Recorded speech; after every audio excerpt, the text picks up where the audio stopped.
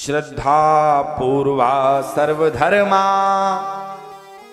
मनोरथ फल प्रदा श्रद्धया साध्यते सर्वं श्रद्धया तुष्यते हरि।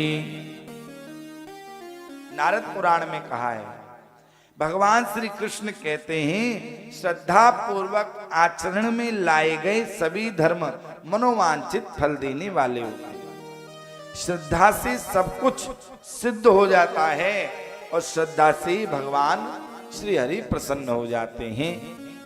वासुदेव परा वेदा वासुदेव परा मखा वासुदेव परा योगा वासुदेव परा क्रिया वासुदेवं परम ज्ञानम वासुदेवं परम तपः वासुदेव परो धर्मो वासुदेव परा गति।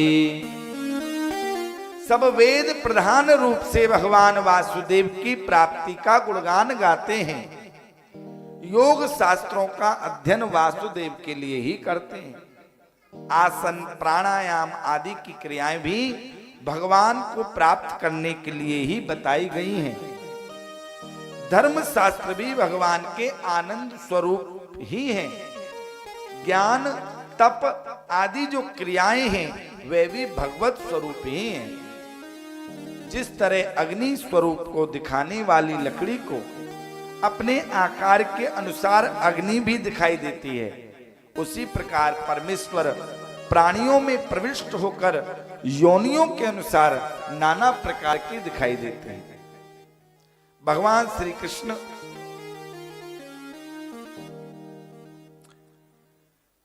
ही सबके भीतर हैं और हम जो सब हैं भगवान श्री कृष्ण के ही अंश हैं। ईश्वर अंश जीव अविनाशी, हम सब ईश्वर के ही अंश हैं।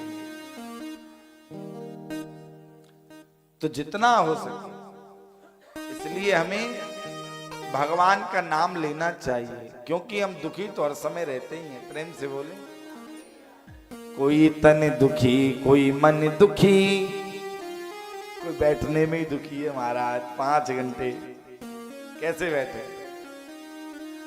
कोई तन दुखी कोई मन दुखी, कोई धन बिन रहत उदास,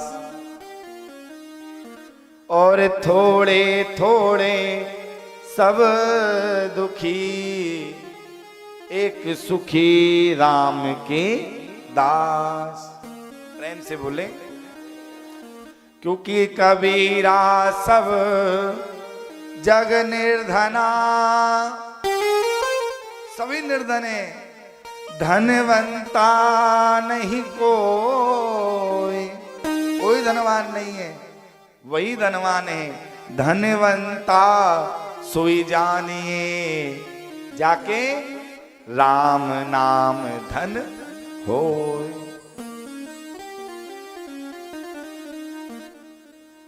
सौनक जी कहते हैं, सूत सूत महाभाग बदनो वदतांबरा, कथाम भागवती पुण्याम यदा भगवान सुखः।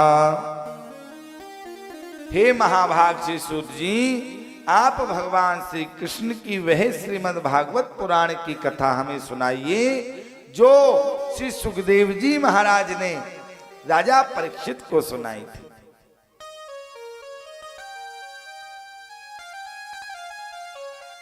सौनक जी बोले, सूत जी इस पुराण को किस युग में कहा, किसकी प्रेरणा से व्यास जी ने इस कथा की रचना की।